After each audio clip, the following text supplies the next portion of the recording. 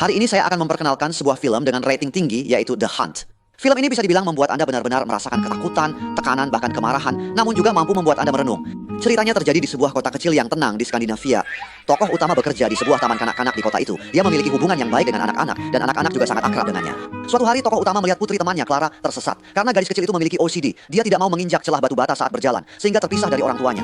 Orang tuanya juga ceroboh, jadi tokoh utama yang baik hati mengantar gadis kecil itu pulang sambil mampir ke rumah temannya yang berjanggut. Melalui percakapan, kita mengetahui bahwa tokoh utama sudah bercerai dengan istrinya, anaknya tinggal bersama istrinya, tetapi tokoh utama masih ingin memperjuangkan hak asuh anaknya. Hari itu, tokoh utama bertemu lagi dengan gadis kecil yang melamun di depan pintu. Karena orang tuanya bertengkar, tokoh utama menawarkan untuk mengantar gadis kecil itu ke sekolah. Di taman kanak-kanak, gadis kecil itu dengan senang hati melihat tokoh utama bermain dengan anak-anak lainnya. Gadis kecil itu berlari dan memeluk tokoh utama sambil memberikan ciuman. Kemudian tokoh utama memanggil gadis kecil itu ke samping, mengatakan bahwa dia menemukan hadiah kecil bertanda nama Clara di sakunya. Gadis kecil itu mengatakan itu bukan miliknya, itu adalah lelucon orang lain. Tokoh utama dengan serius memberitahu gadis kecil itu, hadiah seperti ini harus diberikan kepada orang tuamu, sekarang kamu hanya bisa mencium ayah dan ibumu. Kemudian gadis kecil itu menolak, mengakui bahwa dia yang memberikannya, lalu pergi dengan sedikit kecewa.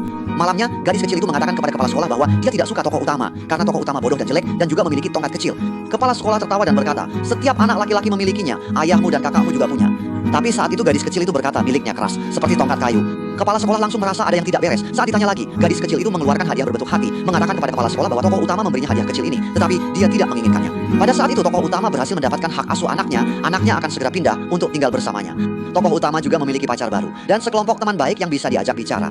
Tampaknya kehidupan tokoh utama berjalan lancar, tetapi hari itu kepala sekolah memanggil tokoh utama ke ruang kecil, memberitahu tokoh utama bahwa dia mungkin terlibat dalam pelecehan anak, meminta tokoh utama untuk mengambil cuti. Kemudian kepala sekolah memanggil seorang ahli. Ahli itu bertanya kepada gadis kecil, apakah tokoh utama pernah menunjukkan tongkat kecil kepadanya? Gadis kecil itu awalnya menggelengkan kepala, lalu mengangguk. Akhirnya, setelah serangkaian pertanyaan dari ahli, terbukti bahwa tokoh utama memang melecehkan gadis kecil itu. Lalu kepala sekolah memberitahu ibu si gadis kecil, mengatakan bahwa gadis kecil itu mungkin telah dilecehkan oleh teman suamimu yang menyimpang.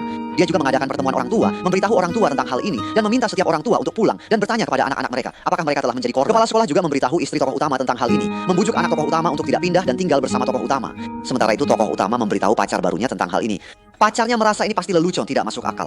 Keesokan harinya, tokoh utama pergi menemui kepala sekolah untuk berdiskusi. Kepala sekolah sedang mengadakan pertemuan dengan orang tua di kota. Tokoh utama memperingatkan kepala sekolah untuk tidak melibatkan keluarganya. Tetapi kepala sekolah berkata, saya percaya anak-anak tidak akan dalam perkara itu. Kepala sekolah secara tidak sengaja mengatakan bahwa gadis kecil itu yang melaporkan tokoh utama. Saat tokoh utama ingin menanyakan lebih lanjut, dia ditarik oleh teman-temannya. Teman-temannya mengusir tokoh utama, mengatakan tidak ada yang perlu dibicarakan dengan tokoh utama. Kemudian tokoh utama pergi ke rumah temannya yang berjanggut. Tokoh utama mengatakan kepada temannya bahwa putrinya mungkin berbohong, meminta si pria berjanggut untuk bertanya dengan jelas. Tapi pria berjanggut itu jelas tidak percaya pada tokoh utama. Kemudian tokoh utama diusir oleh istri temannya yang berjanggut dari rumah. Melihat si rubah kecil berteriak-teriak pada tokoh utama bersama si berjanggut, lalu berkata kepada ibunya bahwa ia hanya asal bicara. Tokoh utama tidak melakukan apa-apa, tetapi ibunya tetap bersikeras bahwa putrinya memilih untuk melupakan kejadian ini.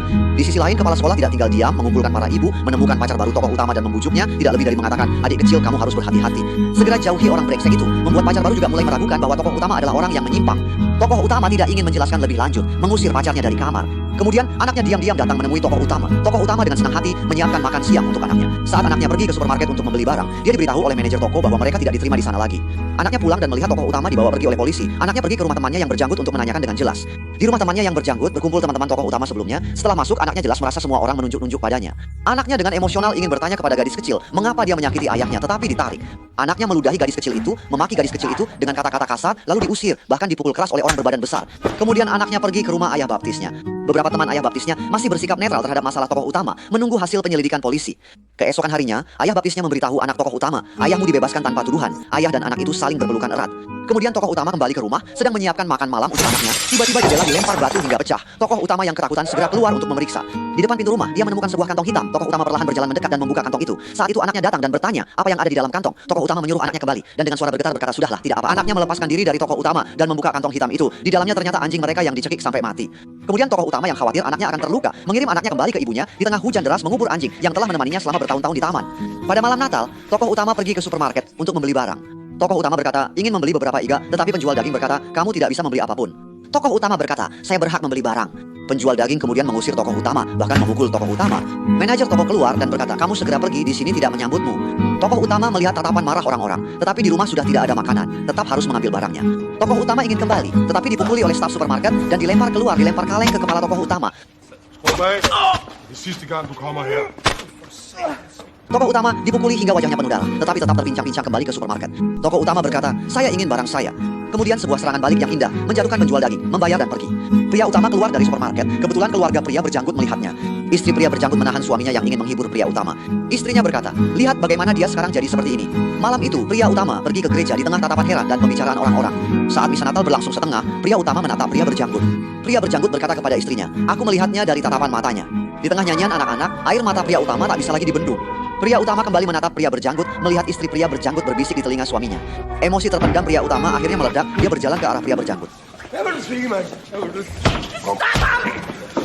Ya, memeluk kepala pria berjanggut dan bertanya, "Katakan padaku, apa yang kamu lihat dari mataku?" Kemudian pria utama ditarik oleh orang-orang. Malam itu, pria berjanggut menangis dan berkata kepada putrinya, "Dunia ini penuh dengan kebencian, tetapi jika kita saling memahami dan mendukung, kebencian itu akan hilang." Lalu pria berjanggut membawa minuman dan makanan ingin pergi ke rumah pria utama. Istrinya berusaha keras membujuk agar tidak pergi, tetapi akhirnya pria berjanggut tetap pergi. Di malam Natal yang meriah, pria utama meringkuk sendirian di sofa, keduanya saling diam. Orang-orang di kota kecil merayakan malam Natal dalam suasana damai. Setahun kemudian, pria utama menghadiri upacara kedewasaan putranya. Secara lahiriah, sepertinya semua orang sudah melupakan kejadian pria utama. Jika Anda menonton film ini, perhatikan tatapan setiap orang saat itu. Sangat menarik. Kemudian pria utama membawa putranya berburu di hutan. Pria utama melihat rusa kecil berjalan di hutan, sangat mirip dengan dirinya. Saat itu terdengar suara tembakan membuat pria utama ketakutan.